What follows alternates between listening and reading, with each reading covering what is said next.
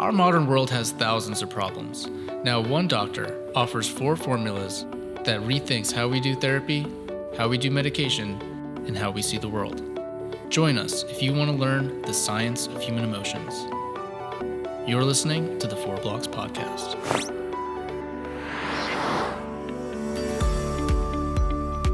Yes, I just wanted to say something about the last podcast, which was on how human beings don't like to give credit to totality.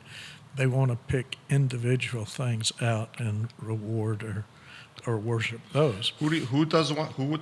Who wants to pick out one person? Human nature in general wants to glorify the ego, whether it's somebody else that's amazing or yourself. And that's duality. That's separation. That's I'm here and you're there. That's the world of this and that. And that's what we call the relative mind in the Zen and rational theory. The relative mind, it separates the world into this and that things. And what we talk about is more perceptional, which is total. All right? So you've got, the mind is 2 aspects. And science and we struggle in the relative mind. That's why we struggle. There's also beautiful things, but the words and sentences will never describe the perceptional, just like the taste of orange juice. You cannot get the taste of orange juice with words. It's an experience. The experience of the universe is total. It vibrates in totality, an energy that we're all part of, that has order and has structure, harmony, and beauty. Perfect. Nothing else to talk about. Well, but one of the things that we have trouble with here, we want to believe in something. So we have and then Zen in particular says that belief is the culprit. Anytime you have a belief in good and bad, right and wrong, good and evil, Republican, Democrat, pro-life, pro-choice, the Black Lives Matter, the Me Too movements, and so on, we want to identify with something and have beliefs, and we cling to those beliefs, and then we fight with those who don't have the same beliefs, and we're right and they're wrong. If you want harmony, you'd look at totality. We may have different opinions, but loosen up. Hold those. If you're going to have a belief, hold it lightly. And don't cling so hard that you have the answer or the right thing, whether it's a God, a position, a political party, or I'm going to identify as male or female or gay or whatever it is, and then you cling to that belief. You don't need that when you have totality. You're part of this living, dynamic universe, and there's nothing to cling to.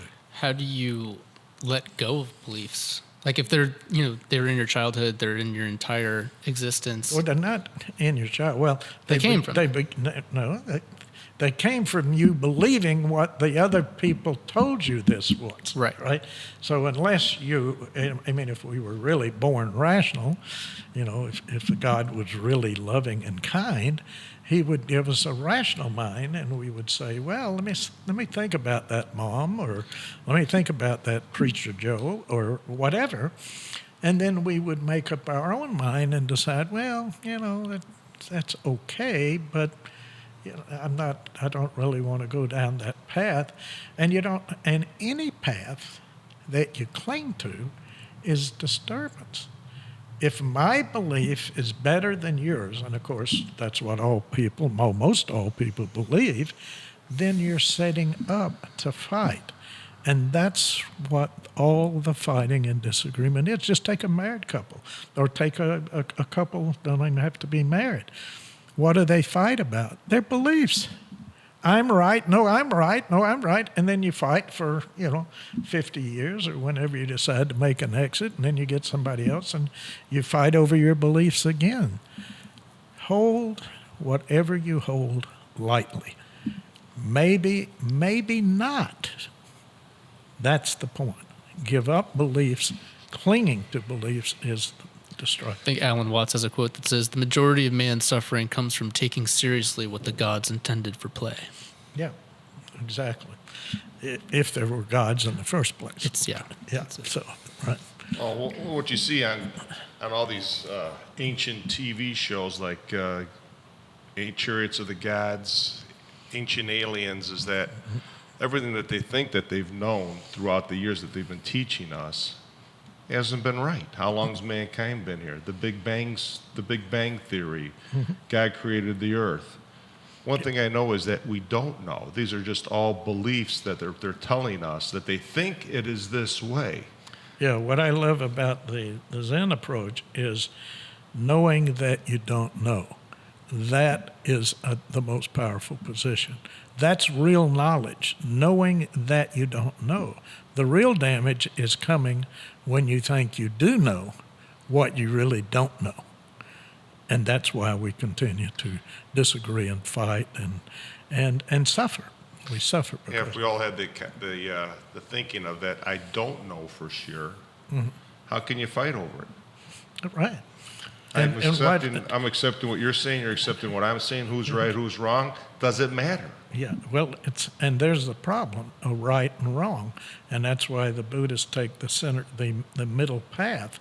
That right and wrong are the two sides of the river, the bank. We get hung up on the right side or the wrong side, and what we want to do is navigate through the center of the river, flow with life and the vibrant harmony of life itself, and not get hung up because what you think is right, somebody else is going to think is wrong. And you do that no matter what it is. It could be sports. It could be anything. And we get hung up on right and wrong, good and bad, praise and blame, fame and disrepute, and so on. Well, Doc, I guess what we have to all do is just go to what we teach in the 4 blocks is the acceptance. Accept the moment for what it is. Don't rate it, judge it, think it has to be a certain way, and go with the knowledge of it's just the way that it is. Who knows anything for sure? And it can't be any different than the way it is. If all the conditions, that's what you'll hear us say over and over, if all the conditions are here at this moment, it's impossible for what exists at this moment, whether it's pleasant for you or unpleasant for you, to not be the way it is. I'm a big sports fan, and Auburn just lost to Virginia because of missed a double dribble, or they would have gone to the national championship. And so I was, of course, not of course, but since I went to Auburn, my mind is leaning heavy. You know, I want that Auburn to win, but they lost. And so was I disappointed? Absolutely. But I was disappointed because I had a leaning mind. The Virginia minds are all happy. Is your TV still in one piece, Doc? Yeah, it is. Actually, I watched it in a bar, and I didn't throw a glass or drink through the TV. That helps me be able to go back. But the point is, what helped me come down from that, this is wrong and it's unfair and they should do this kind of stuff, which I do lightly now anyway after many years. I just said it couldn't have been any different. If all the conditions were there, the refs had to miss the call. They had to call the foul on the next. It had to be exactly the way it was given the conditions. Not regardless of whether it was right or wrong or missed call or my team or your team, but we get hung up the way our mind leans. Well, everybody in the other team was clapping and going for and cheering joy. and raising hell. They thought it was perfect. And so who's right? You know, it's the conditions were as they were. And you could say that at every moment. The conditions are as they are. But we scream and yell the shoulds. It shouldn't be this way. It's awful that it's this way. It's perfect that it's this way. It can't be any different. Each moment is perfect, nothing added and nothing extra. Excuse me, that's both the same. There's nothing added and nothing missing. If it was, it wouldn't be that way. So every moment is perfect exactly as it is. Now, that's a little tough to see that every moment's perfect, but if all the conditions are there, How could it be different? Therefore, the world must be the way it is. And that's that black hole we were talking about last time, 55 billion light years away, which they didn't even explain. That means, by the way, when we took that picture, which is a radio thing, it wasn't the way it was now. It's the way it was 55 billion years ago. It took light leaving that source, took 55 billion years to, quote, reach the Earth. It's just like stars that are, 65 million light years away, or a planet rotating that. If they had a visual telescope and they looked at us, they wouldn't see us running around. They would see dinosaurs, because it takes 65 million years for the light to reach them. So is that hole getting bigger or smaller? Who knows? Who knows what that's about? But we do know that everything, it draws everything, including any dust or planets or suns that get close to it, into it, and nothing can escape it, even light. So I think there's a lot to learn about that scientifically. But think of the harmony in the universe. 55 billion light years, light traveling 186,000 miles a second. It took 55 billion years to get here.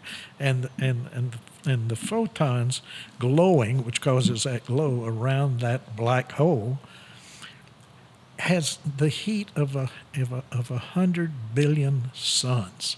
Now that's just marvelous. And we're fighting on who's got the best God, or whose recipe's the best for barbecue, or whatever the hell it may be. That's what I wanted to close with. Yep. Is you think that your problems are big compared to what? Compared to what? And if you look at totality, you take a breath and as it is.